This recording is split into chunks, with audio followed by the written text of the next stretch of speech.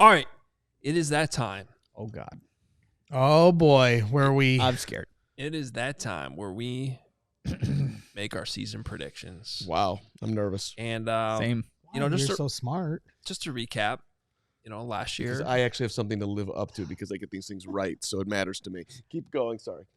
So last year, I'm going to stick to my formula because the formula did not betray me last year. It was myself who betrayed me. I do this every year. You got me, Bald. We got a group. Instead of picking every single game, which you guys can do it however you want, but the way I do it is I break it down into games the Bears should win, the game the Bears should lose, adjust it by about a game on each one of those. I look at the point spreads then that are kind of more of the toss-up games, and then from there we look at certain factors. And the one thing that last year I was obviously wrong about was I said Justin Fields was going to make the leap, and that was worth a win. So that didn't happen. Right. And then I also had a stupid one in there where I just said, just because they're going to get one more win. So in the end, I said 10-7. They ended up 7-10, and we all know there are 3 games in there they should have won. So I still feel pretty good about the prediction. We were in that range. And now we're going to try this again. So here we go. My official season prediction for the Chicago Bears, which I've spent a lot of time debating between 2 records. But here's how it breaks down. The Bears have 5 games that, according to Vegas, they should win. And this year I'm going off the point spreads of being at least 3.5-point favorites or more. So more than a field goal favorite. There's 5 of those already the Bears are favored in. And so it's 5 games they should win. I always take one of those away because we know it's the NFL and things don't always come to go the way they're supposed to. They will probably lose one of those games because it's just the NFL. So right there, that's 4 wins off the bat if you're counting at home. They have 4 games that they should lose where they are more than a field goal underdog. Same kind of logic. They will win one of those games. There's always that surprise game that they will win. So there's 5 wins in the total right there. That leaves 8 games. And this is actually, guys, kind of an interesting stat and shows you that how much this season could sway one way or the other. But 8 of their games, the point spreads right now are within 2 points, plus or minus. I mean, we're talking toss-up games, 8 of them, basically half the season. I'm going to say of those 8 games, you can pretty much chalk down that they're going to win 2 of them at minimum. I think 2 and 6 would be a very conservative way to look at that.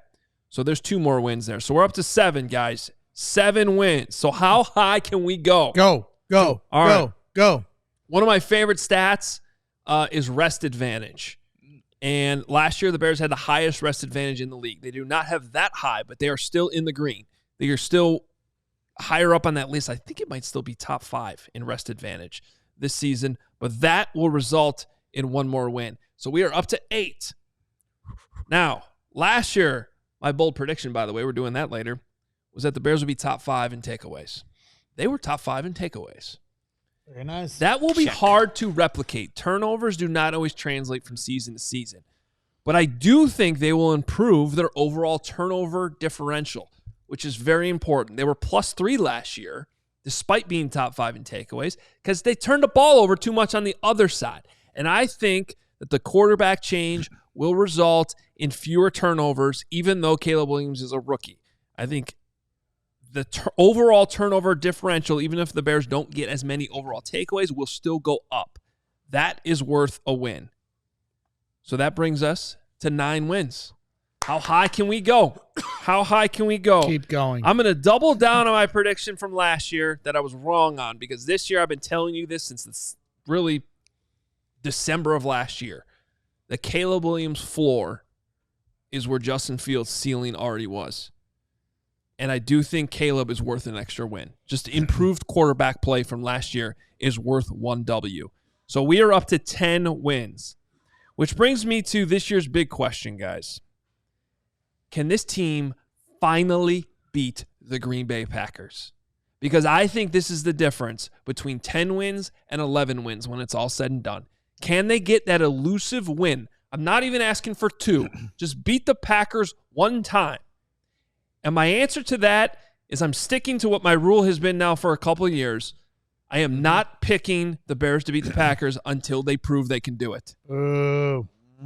So as much as I want to say this is an 11-6 season, they have to prove it. They have to beat Green Bay first. So I'm not doing that. 10-7 is my official prediction for the Chicago Bears in 2024.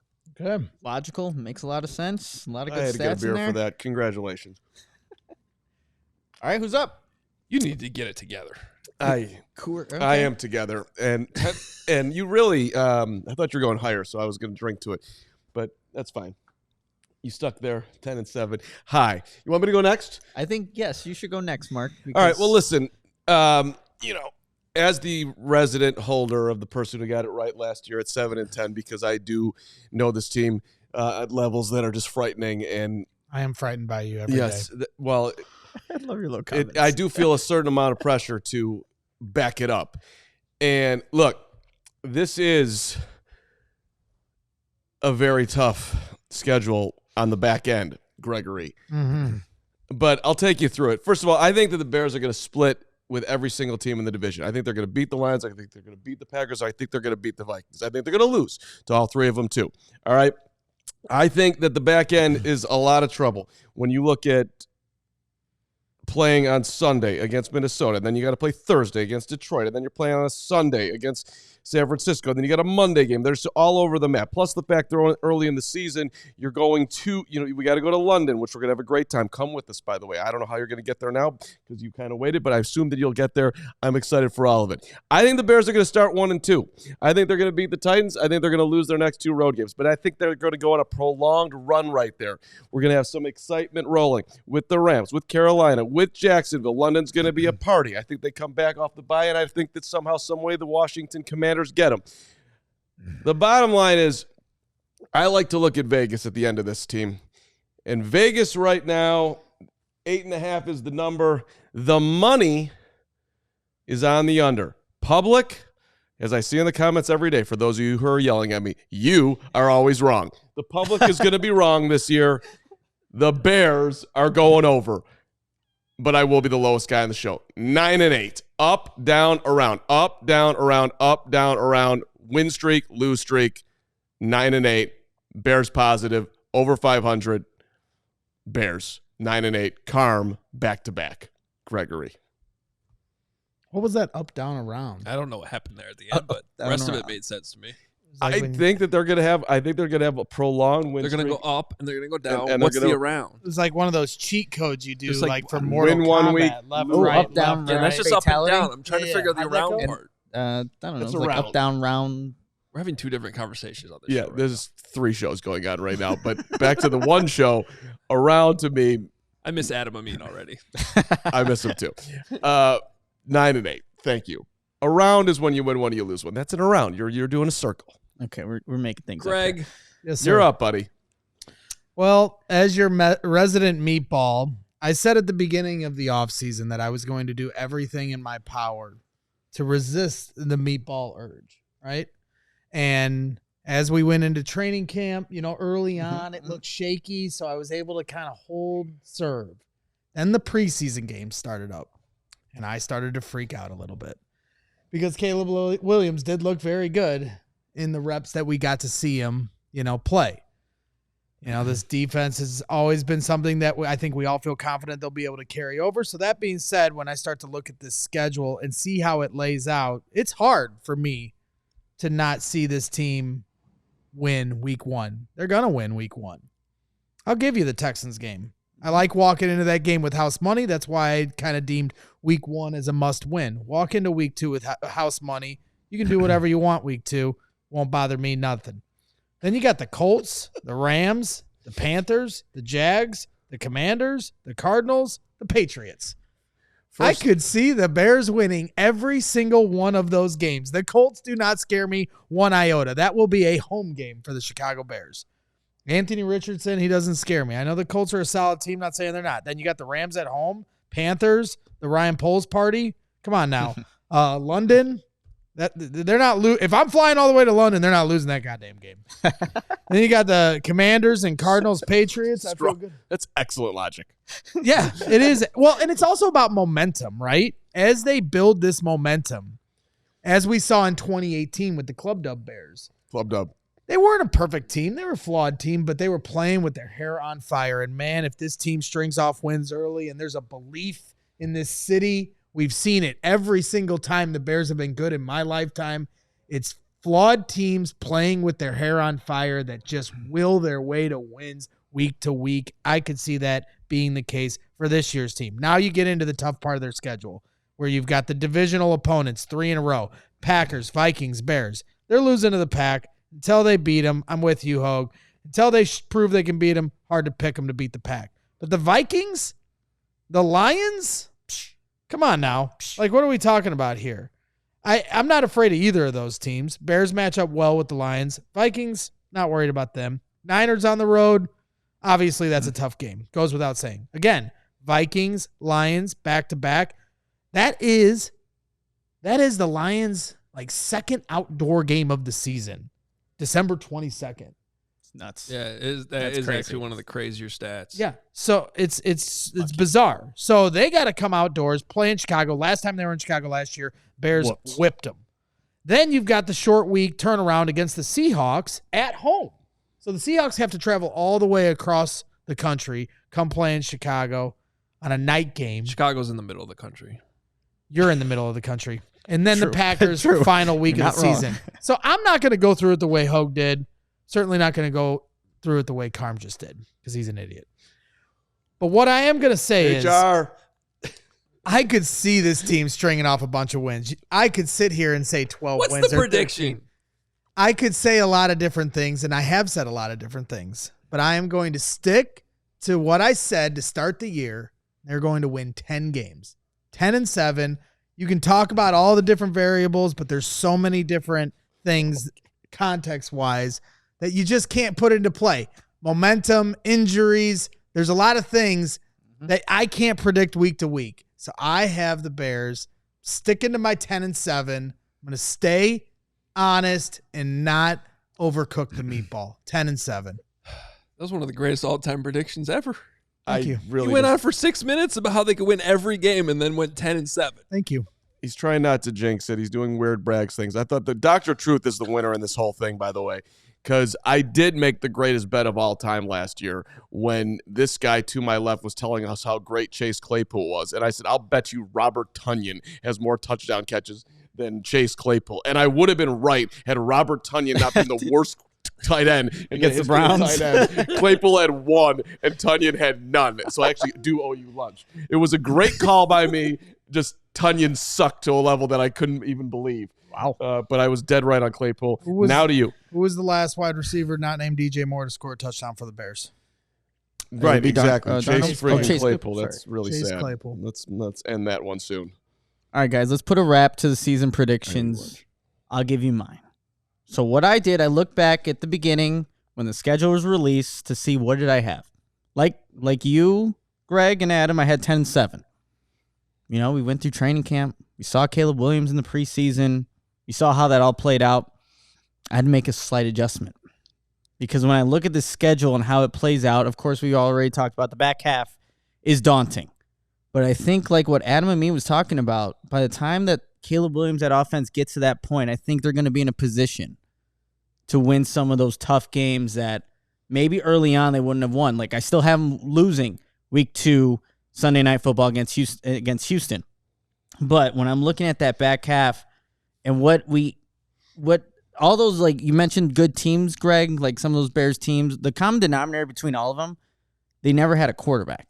And yet they were able to kind of string together some good seasons. I think we all believe up here that Caleb Williams can be not only a good quarterback, but possibly great. Wow. And it's not just that because it's a rookie season, we can't hold him to those expectations. He should be able to get there, given his talent, the weapons around him. So when I came down to the conclusion of this season, is 10-7 for me. I think when I made that prediction, it was almost playing safe. Yeah. I was playing safe, like 10. They can't go over that. I changed that today. That last game against Green Bay now switched to a W. And also I had, crazy in the first season schedule, I had a 7-game winning streak. Broke that up to about 5 in the middle of the season between Carolina through Minnesota. It becomes a 5-game winning streak. but I have the Bears winning 11 games. They do split with all the division. Actually, they sweep Minnesota in my predictions because no J.J. McCarthy. I think that's going to be a team in shambles right now for at least 2024. But this Bears team has Caleb Williams and has playmakers around him. Yes, they didn't get an opposite edge rusher opposite of Montez Sweat, but they still have Montez Sweat. They still have a secondary that can absolutely roll this season, and their linebacking group is arguably the best in the NFL, top 5 at least. This team can win 11 games. I pushed myself to put it there because I thought 10 was being too safe. 11 wins, and I became the meatball of the show today. Wow. Look at that. Wow. Congratulations. Turntables. Way to go. That's amazing. All right. There you have it. I feel From really 11 to we're all kind of in the same range. We're all the same and it's boat. the It's a NFL. game, And I do yeah. think this really is the range. I've been telling people that when people stop me at training camp, pretty much everyone I talk to is like it's probably somewhere between 8 and 11 wins. Right. But And last year it was like 7 to 10. yeah, and And we a were lot on of it, people- and that's where it and a- ended up being. And a right lot there. of people were picking 9. And so for me, the thing that I always said last year was anything less than 7 is a disappointment. So the statement I attach to this team is anything less than 8 is a disappointment. I agree. If they only win 8 games, I'm gonna like depending on the context. Well, it depends the context. Yeah, I'm gonna probably throw up a few times, but because it is the NFL. There's Right. teams get One bad injury yeah. luck. All types of That's it. stuff can happen. it certainly moves up at least a game. You could almost sell me on the fact that anything less than 9 could be a disappointment if you look at this schedule. I would sell you on that. I would try to. And I might buy that, but at the end of the day, what Hoge said earlier in his schedule prediction, like, no, they shouldn't. When you say they should have won 10 games, they could have won 10 games last year. They also barely won a few games they could have lost. So those go hand in hand. So to me, yes, they could have won 9 games last year. They definitely should have at least won 8.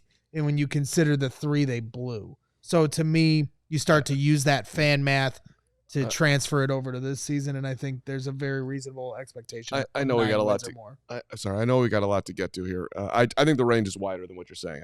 I literally think the Bears have a very wide range. I think the quarterback's going to be good, but I don't know. I think they're going to be able to get to. But stop. Yeah. I'm going to stop you right there. Do you think he's going to be bad? I think there's. I'll be shocked if he's bad. I will be. I'm not going to say bad. Do you think there's a world in that he's worse than Justin Fields was? No, last year? I do not think that. Okay, then right there, that's a huge factor right there that says that they shouldn't dip below what they did last year. That was That's 7. That's well. The one thing, and I don't even want to say it into existence, but I'll do it just for the sake of this conversation. But I'm scared. they lose Montez Sweat for any stretch of time. That is a death nail because they will not have a pass rush at that point. And now when you talk about what can affect the schedule in a very negative way, to me, if you rank who they can't afford to lose list, Montez Sweat is number 1. That's a better ahead argument of than Caleb Williams. Yeah.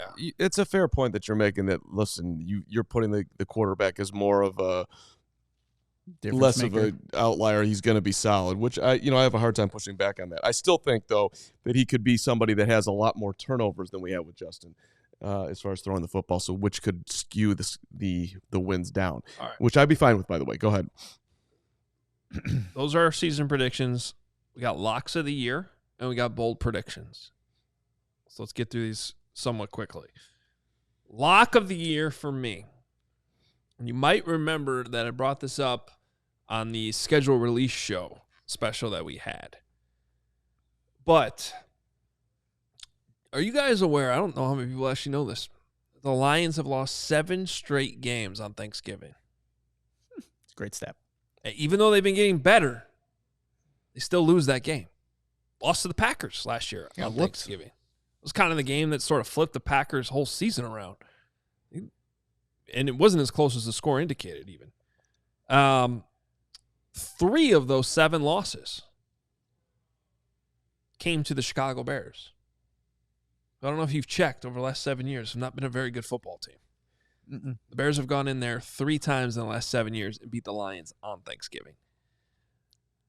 The Bears are a 4-point underdog right now. And so for those of you that might want to check out Circa and look at advanced lines, The Bears covering that spread is my lock of the year. I think there's a very good chance they win outright.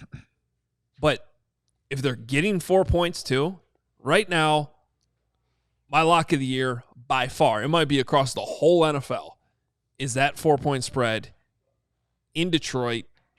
It's already a good matchup for the Bears. So even from an X's and O's standpoint, I think there's value in it. And then I think on top of that, when you look at the history of that matchup, the Lions' history on Thanksgiving, I think 4 points is a lock in the Bears' favor. That's interesting. You could make that your bold prediction there, Hoge, but I like it. Bears, Lions. Super specific, too. Yeah. Well, for my bold prediction, what I just said gets bolder. Okay. I can't wait. My lock of the year, I took the easy way here. Caleb Williams, I believe is his name, Bears rookie quarterback.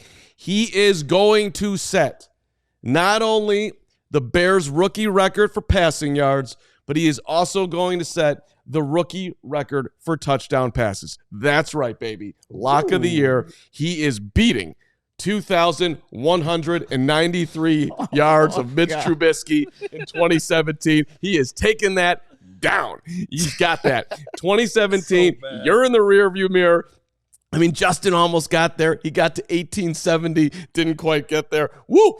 2193, you're going down. And 9 touchdown passes. Kyle Orton, 2005. Jim McMahon, 1982. You're going to sit down, too. He's coming for you. He's getting at least 10 touchdown passes and over 2,193 yards. Lock it down. Caleb, I'm all in, baby. You can do it. I took an easy one here. That's a good one, though. Yeah. That's a lock. It would not have been a bold prediction. He said it's a lock. But it's definitely a lock. That's a lock. It ain't bold. That's why these are two different things. 2194 and 10 touchdowns. Lock it in. I love that, but it's like it also makes me sad knowing that those are the records that he has to beat. Come on now. Crazy. Greg, go ahead. All right, so my lock of the year, everybody keeps talking about with the wide receivers, are they all going to get 1,000 yards? Well, I'll tell you right now, the lock is that DJ Moore will get 1,000 yards receiving. It will be his 5th time in the last 6 years where he reaches that mark. I mean, last year he had 1,300 plus yards Career receiving with Justin Fields as a career high.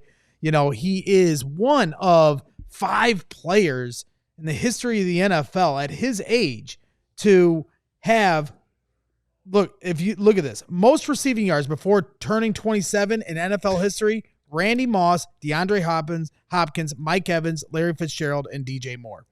That's elite company. And he's done that with different quarterbacks throughout his career. Sam Darnold, you know, you had PJ Walker and then Justin Fields last year. He will do it again.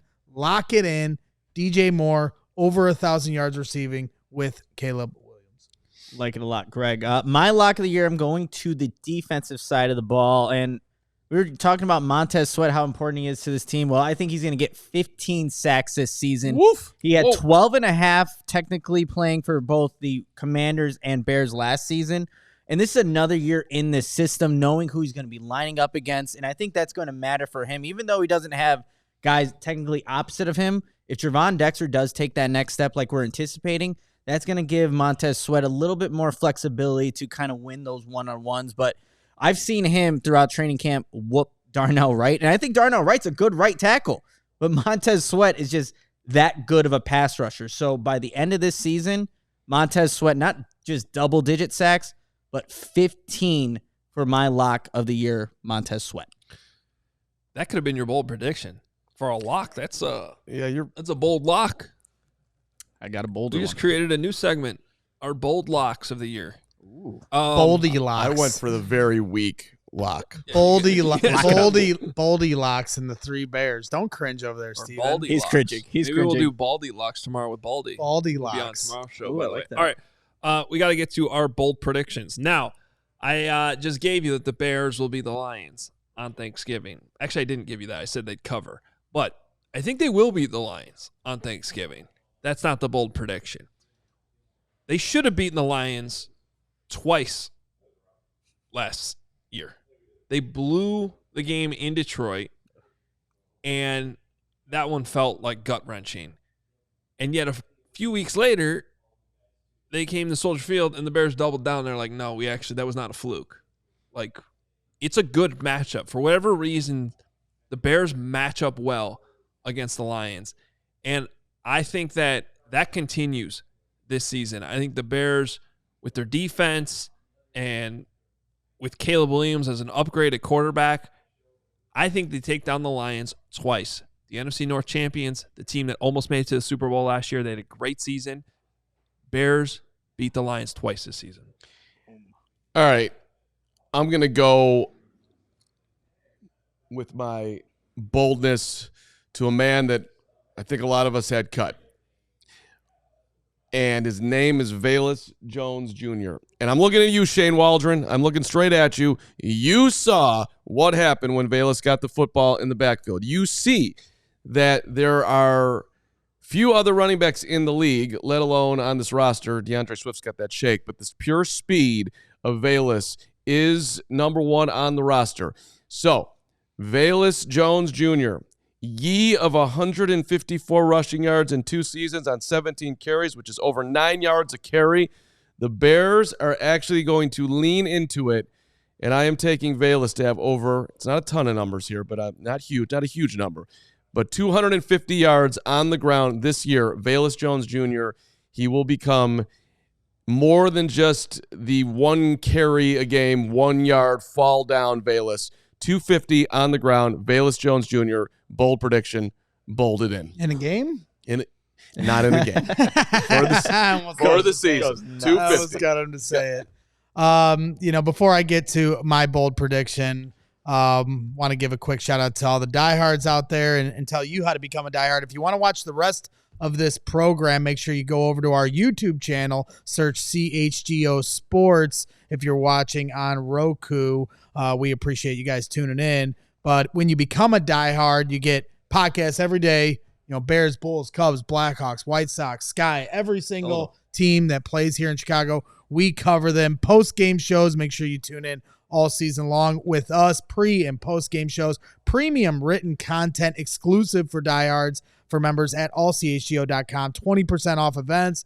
You get a free shirt right out the gate. We have the Claws Up shirt that just dropped here recently. Get that shirt for yourself for game day. If you sign up to become a diehard, get it for free. Then you get discounts on all shirts going forward. You get discounts on our tailgates. We have a tailgate coming up here in 5 days. I will be there at 7 in the morning for you fine people. Make sure you get there. Hang out with us. We're going to be having some Miller Lite, some Firewater barbecue over at the corner of Wabash and Cermak. You guys can come over to our tailgates and have some fun. But there's so many different opportunities when you become a diehard here at CHGO Sports. It makes it worth your while, and you're supporting our cause, and we appreciate you guys doing that. Now, to my bold predictions, guys. Oh, predictions.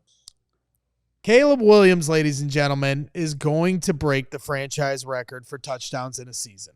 That's right. 29 touchdowns. It's been a number we've talked about many years here in Chicago. Never been touched since Eric Kramer.